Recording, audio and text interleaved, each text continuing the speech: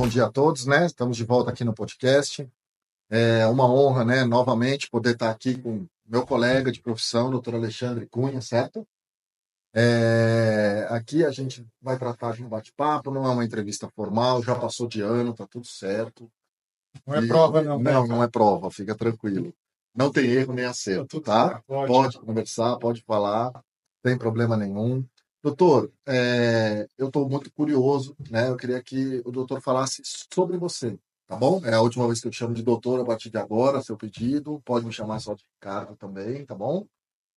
E aí eu gostaria que você se apresentasse com relação à tua área de atuação, como está a sua vida hoje com relação à parte profissional, tá bom? Para nossas pessoas que estão vendo aqui. E já de antemão, é uma honra poder estar aqui conversando com. Ricardo, obrigado.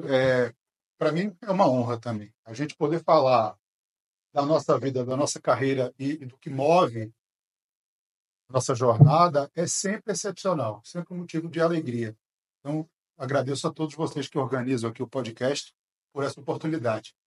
Eu sou um médico carioca que vive em Recife, mas eu sou muito mais pernambucano hoje, carioca. Recife, né? Recife. O recifense mesmo fala no Recife. No Recife. No Recife. Eu, como aprendi a falar com uma família carioca, eu falo em Recife, mas é no Recife mesmo. No Recife. Né? Moro em Recife desde criança, né? E fiz toda a minha formação escolar e profissional em Recife. Minha família que vem depois da minha, né? Minhas filhas e tudo já nasceram lá, então sou um médico pernambucano. E desde muito cedo, na minha formação, comecei a entender medicina de um jeito diferente. Enquanto meus colegas estavam preocupados em fazer super especializações e entrar no mercado de especialidades, eu, antes da faculdade acabar, eu já comecei a entender que medicina era além do que a gente enxergava e aprendia na faculdade. A gente na faculdade aprende, isso é uma constatação, eu não estou fazendo juízo de valor absolutamente nenhum, nem estou querendo generalizar e dizer que não há pontos positivos na nossa formação, há muitos, mas há muitas oportunidades de melhoria. A gente sai muito despreparado porque a gente vai enfrentar. Total, né, doutor? A gente sai, não é te cortando, mas só para te dar um parênteses, a gente sai, só para todos entenderem, com aquela ideia de formação, pelo menos a gente saía, né? Hoje em dia eu não sei como é que tá, já faz 25 anos que eu estou formado, 24 anos de formado, então eu não sei como está hoje, mas a gente saía entendendo que médico tem que ganhar pelo branco dos olhos, tem que ser tratado como rei, ponto final, não importa o que faz, e não tinha um entendimento de que a gente, como qualquer outro profissional de mercado, tem que dar retorno. É difícil falar isso, é muito complexa essa frase, não é uma coisa simples, não é nada muito simples, mas o médico ele não entende que ele tem que se pagar, que ele tem que estar sustentável na empresa onde ele está, né? Então, essa é uma deficiência mesmo da nossa formação. E hoje, Ricardo, é sensível falar sobre isso. Mas há 22 anos atrás, eu era um ET. Porque eu comecei a entender que o mundo caminhava para isso que a gente está vendo agora, cada vez mais forte, a medicina verticalizada, a medicina de massa, né, medicina de acesso, cada vez mais medicina de acesso. Né? E medicina de acesso é diferente daquela medicina tradicional que você tem 1h30, 1 hora para ficar com o seu paciente. Segmentada, com oligopólio. Com oligopólio. Muito complicado. E eu comecei a entender isso antes até da faculdade acabar. E eu não via na formação dali da faculdade nenhuma orientação para isso. Né? A gente aprende isso aí que você falou, a gente aprende a ser dono da verdade. A gente aprende o que cada professor de cada especialidade quer nos ensinar, porque também existe ali um cuidado de reserva de mercado. Estou falando de coisas super sensíveis aqui, mas não estou inventando nada. E você aprende a ser dono da verdade. Cara, tu é médico, você tem poder de vida e morte, né? Não falta trabalho, você nunca vai deixar de pagar suas contas. E tchau. Vida real. A vida real é que você vai trabalhar em lugares que não te dão o suporte mínimo necessário para que você exerça a sua profissão do jeito que você aprendeu que deveria ser. Você começa a ter que ser criativo todo dia. Te dão um Fusca e te cobram velocidade de Ferrari. Né? Você começa a ter que ser criativo todo dia. Muito se fala sobre interiorizar o médico. Eu fiz essa jornada. Fui trabalhar no interior lá de Pernambuco. E o que eu máximo conseguia, num caso grave, era arranjar uma ambulância para colocar o cara dentro e mandar para a capital, né? Então, frustra muito o profissional que quer entregar a qualidade e assistência. Você começa a trabalhar em hospital, todo médico começa a ser um plantonista de algum lugar, não tem outro caminho.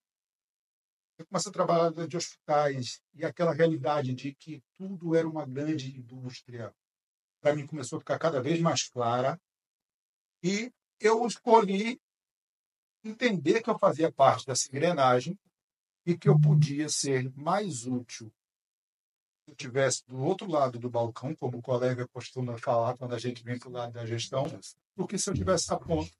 Eu comecei a entender que eu via o negócio. E o negócio vai muito além do 1 para 1 que a gente faz dentro do consultório médico. É aquele detalhe, né, doutor? Tá pegando um gancho. A gente passa a entender do negócio. E quando você passa a entender do negócio, você é obrigado a enxergar as nuances, é o que abre a nossa cabeça, né? Eu tenho também uma das formações que eu tenho é como auditor, eu acho que a auditoria me abriu muito a cabeça nesse sentido. E você passa a entender todas as variáveis que estão envolvidas, né? E outra coisa que passa a ficar muito clara, que você comentou agora aqui, eu acho que faço questão de pegar esse gancho até antes que eu esqueça, que a gente, aqui no Brasil, aqui nos países latino-americanos, os países de terceiro mundo, a gente pode dizer assim, a gente inicia da forma errada. Que abre de mercado para o médico recém-formado é justamente o que deveria estar aberto para pessoas com alta formação, que a gente chama de porta, né? A porta, para vocês entenderem, é você saber diferenciar um paciente com uma dor na barriga e uma dor abdominal entre uma gastrite e um aneurisma que está rompendo no abdômen dele. E você põe para atender este tipo de pessoa com menos formação, menos experiência. Então, assim, já começa tendo que administrar esse erro, esse viés, né, de atuação que a gente é submetido, e todos nós passamos por isso, por esse medo. A gente sabe que a profissão não tem aquele glamour, né, que a sociedade coloca, e a gente acaba tendo que se virar mesmo na atuação do outro lado da mesa, né, como você está falando, para tentar corrigir esses desmandos, porque já começa o erro lá na ponta. E aí, exatamente, o menos experiente tem o lugar mais crítico para cuidar, que é a porta. Que é onde você vai dizer, vai para casa em paz, ou, ó, não, você não pode ter que ficar aqui, eu vou ter que fazer um exame, vou ter que te levar para o centro cirúrgico. Você dá o poder da alta. O poder da alta Muito é perigoso. perigosíssimo na mão de quem não sabe o que está fazendo. Última coisa que a gente... Poder da alta. E a gente, de novo, formado para ser dono da verdade. Quando eu comecei a entender do negócio, quando eu comecei a auditoria, de fato, uma escola. Quando eu comecei a entender que o médico é a força motriz de toda essa indústria e não se percebe dessa forma, gosta de reclamar. Reclama do hospital, reclama do protocolo, reclama da operadora, do conforto, mas nunca se percebe como parte do problema. Não. Quando a gente consegue entender que o problema passa por nós, a gente também passa a ser parte da solução.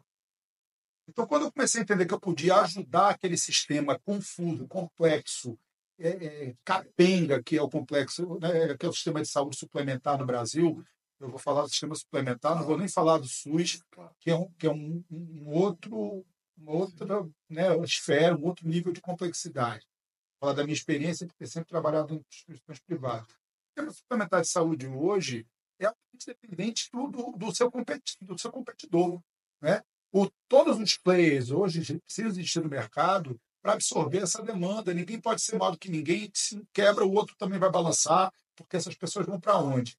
E o médico é a força motriz disso, é o cara que faz tudo acontecer e não percebe. Então, por que não entender o nosso papel e começar a colaborar com o sistema para que ele seja o mais eficiente possível? Mas a gente não aprendeu na faculdade. A gente não aprendeu na faculdade nem a gerenciar a nossa própria vida. Não. E a gente sai para o mercado, no mínimo, sendo líder de nós mesmos. Né? Você já é uma empresa. Você já é uma empresa. Esse entendimento também o médico não tem. Não tem. Ele se forma, ele É. não entende que ele é uma empresa. Você que é colega médico que está assistindo a gente aqui e está saindo da faculdade agora, você sai zerado para o mercado. Cru. Meu irmão, desculpa te dizer, você tem muito para aprender ainda. A faculdade de medicina ensina só um pedacinho da tua vida. O resto é vida real, que serve para qualquer área de negócio.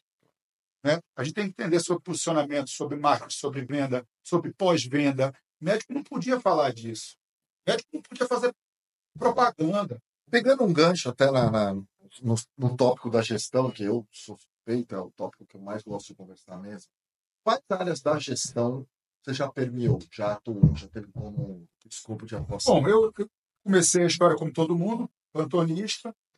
Começaram a entender em mim. Geralmente é assim, né? Sim. Alguém vê em você uma habilidade. Os buracos da escala e falou: esse cara vestiu a camisa. Esse cara vestiu a camisa, esse cara tem liderança, esse cara se comunica bem. Alguém vê em você uma coisa que você não viu. Né? E aí lideram lá. Não é o papel do currículo, viu, gente? Não. É a atuação mesmo. Vestir a camisa. Currículo é importante. Se forme bem, investe na sua formação. Mas o que hoje a gente chama de street intelligence, que é aquela sagacidade, vida real. Quando eu vou contratar alguém, eu olho mais para isso do que para currículo. Sabe por quê? Perfeito. Porque tem uma frase muito batida aí, mas é muito verdade. A gente contrata talentos e treina competências. A gente contrata caráter. E habilidades a gente ensina. Então, pouco me importa se aquele cara vem com um currículo pesado, mas não sabe se comunicar, não sabe trabalhar em equipe, não é resiliente, não sabe entender o que é um momento de pressão, não sabe tomar uma decisão pressionado. Se isso não... Nada disso tem no banco da sala de aula. Não vem. A gente não aprende isso. Não vem.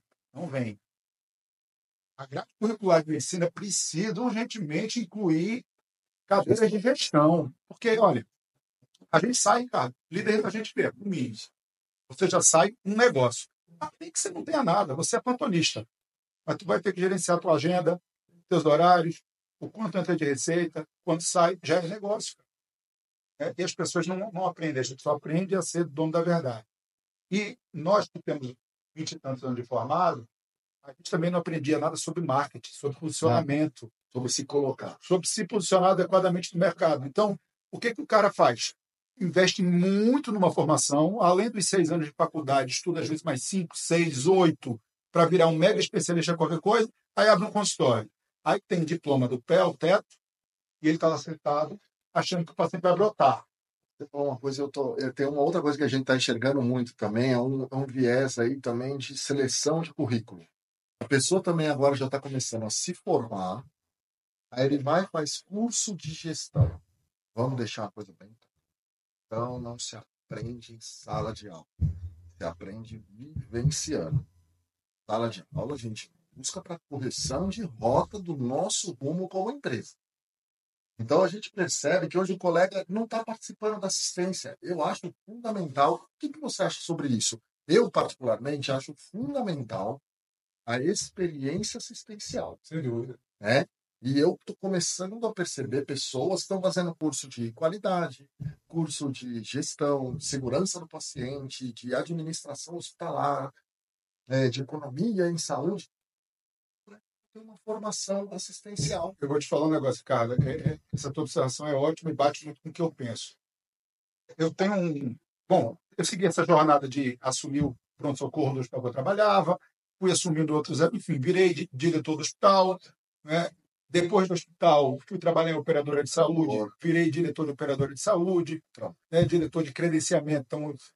Então, lá em Pernambuco, a operadora que eu trabalhei que tem maior... Tem um organograma segmentado e você foi participando. E ela tem a operadora que eu trabalhava tem a maior fatia do mercado em Pernambuco. Então, eu sabia que eu virei o médico que mais contratei médico nos últimos anos no estado de Pernambuco. Porque a gente tinha realmente muitas operações funcionando. Eu tinha um ex-chefe, no hospital que eu trabalhei, depois ele vendeu para uma dessas grandes redes que hoje tomam conta do mercado. Ele dizia uma frase, ele é médico, ele dizia uma frase que eu repito todo dia. É mais fácil colocar um administrador na cabeça do médico do que o médico na cabeça do administrador. eu não consigo ter convicção em decisões que vêm de pessoas que não sejam médicas, ou até médicos assim, que fizeram cursos daqui e ali, mas que não tiveram a vivência da vida assistencial.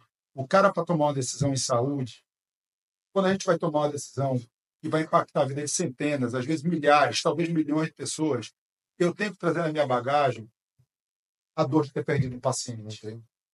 Eu tenho que trazer na minha bagagem a alegria de ter dito para alguém assim, deu tudo certo.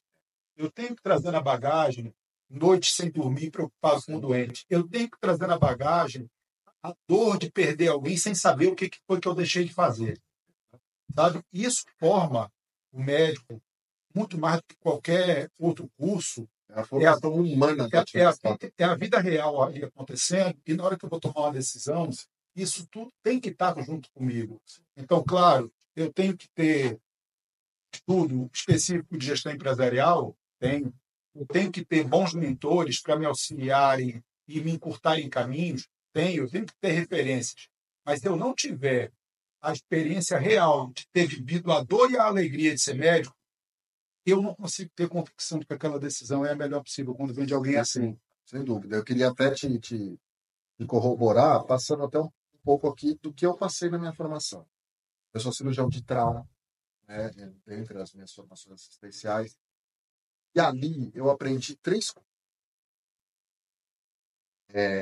Aprendi até a convicção que a gente falou, da alta, que é o peito, na hora que você vai embora para casa que você está bem. Eu garanto que você está bem, porque eu cato bem. À noite sem dormir, com a cabeça fervendo, pensando em 10 soluções para um caso complicado.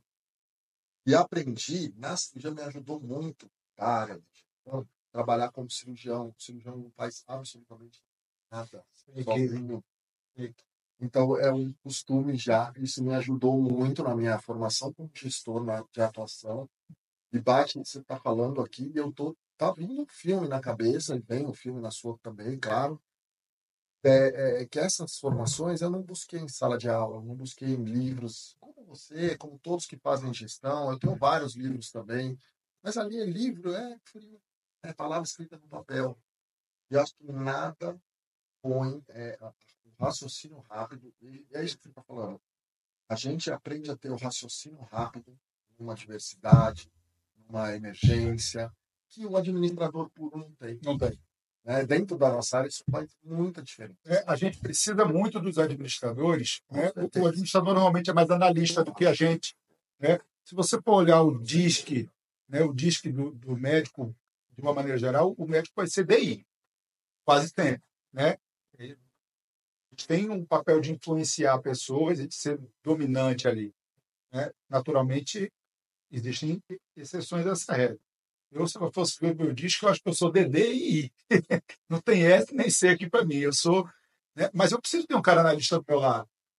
Né? Eu preciso ter alguém que pega dados, informações, transforma aquilo em substância para que eu tome as decisões adequadas. Mas a sensibilidade médica tem que ir junto. Não pode estar afastado. Senão a gente corre risco de tomar uma decisão muito equivocada e impactar negativamente a vida das pessoas. Quando eu fui migrando, na minha carreira, você falou que é cirurgião, eu tive a oportunidade de trabalhar com 6 cirurgiões. Eu, muito jovem, eu fui escolhido por essa equipe de cirurgiões para ser o clínico da equipe de cirurgia. Então, o cirurgião gosta de fazer o quê? Operar. E só. Então, todo pré e pós-operatório era comigo. Então, eu não precisava nem... É um luxo. Eu não precisava nem captar paciente. É um luxo você poder ter um colega assim. Eu não precisava captar paciente, eram 6 caras me mandando paciente. E você aprende a ser gestor de dificuldades, de crises. Você vai aprender a ser gestor. Quando eu fui mudando minha vida, porque as oportunidades foram acontecendo, eu fui entendendo que a carreira do médico que escolhe a gestão é uma carreira Y. De alguma hora que a bifurcação acontece. Você ou faz direito um negócio ou faz direito o outro.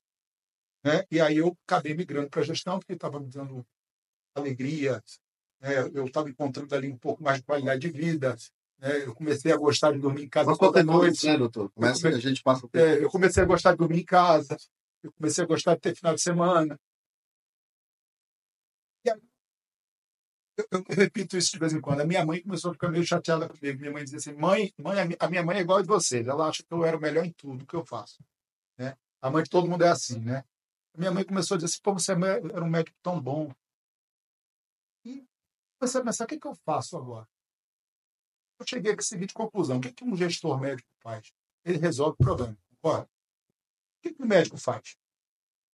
Resolve o problema. O médico está no consultório, ele espera alguém chegar com um problema, ele tem a missão de tentar entender o problema da forma mais clara possível e criar estratégias de solução ou mitigação daquele problema.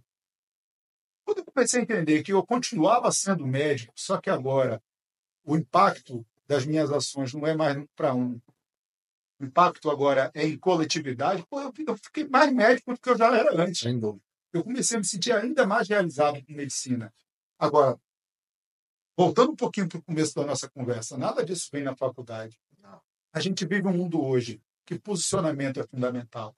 A gente vive um mundo hoje que pessoas da nossa geração estão frustradas e falando mal do mercado, porque tem os meninos mais novos que já nasceram com isso aqui na mão, entendendo que comunicação é habilidade fundamental, posicionamento digital é essencial para se manter vivo no mercado. Aí o cara está lá com 3 residências, super bem formado, no mega consultório, com diploma do pé ao teto, esperando o paciente aparecer, mas ele não diz para ninguém que ele é aquilo tudo. Ele não se vende. Aí alguém vem, nem é aquilo tudo, mas resolve, e diz: ó, eu posso te ajudar sim, eu posso te ajudar, sabe? Regra número 1 do marketing. Por que a avestruz, todo mundo conhece o logo dele? Porque ele põe gritando. Né? Então, eu acho que esse é o cerne mesmo, né? Da pessoa ter esse entendimento. E assim, eu tenho uma péssima notícia para dar para nós, porque eu ficaria com você aqui durante 5 horas tranquilamente. Já acabou, não é possível. Mas o nosso tempo já está no final. Quero te dar um tempo para você se despedir aqui, né? Mas a conversa é maravilhosa. Vamos trocar telefones depois. E é isso. Eu também sou suspeito para falar da gestão, né? Falar da gestão é um assunto para mim é inesgotável. Esse assunto, nossa, aqui é inesgotável. Eu nem senti o tempo A gente passar. poderia ir até às 5 horas da tarde tranquilamente, sem parar aqui, conversando sobre isso, sobre as suas experiências, são maravilhosas. Parabéns mesmo. Obrigado, cara. E é uma honra poder ter aqui conversado com você, te conhecido, e saiba que aqui você tem um amigo em São Paulo. Obrigado. E eu também conto com você como um amigo. A recíproca é verdadeira. E eu gostaria de passar para você fazer suas palavras finais, infelizmente. Bom, falar sobre gestão médica, para mim, é uma coisa tão gostosa que eu não sinto o tempo passar aqui. Para mim, passou 2 minutos aqui. Né? E eu queria fazer, se eu puder, eu queria fazer um alerta, um chamado a você, médico, que é especialista, que está fazendo seus plantões, que toca a sua vida. Comece a entender que o mercado de saúde está mudando e não depende da tua vontade. Está mudando rápido. A revolução digital, de todas as revoluções industriais que a gente viveu, é a mais curta e rápida de todas. A primeira revolução industrial levou 70 anos para se consolidar. Essa aqui vai estar fechada em 5. Capacidade de adaptação, de mudança, de responder rápido ao que está acontecendo é essencial para você estar vivo no jogo hoje. E isso a gestão e bons mentores podem te ajudar. Né? Mentor, hoje, é aquela pessoa que te poupa cabelo branco. Então, procure boas referências e procure entender que você é uma peça dentro de uma grande indústria. Se você entender isso, você vai ser uma peça importante e volta a ser protagonista. Agora, se você não entende, você vai continuar sendo uma peça, mas vai perder o protagonismo da sua vida. Acho que o que eu posso oferecer de mais sincero do meu coração para o seu é esse conselho agora.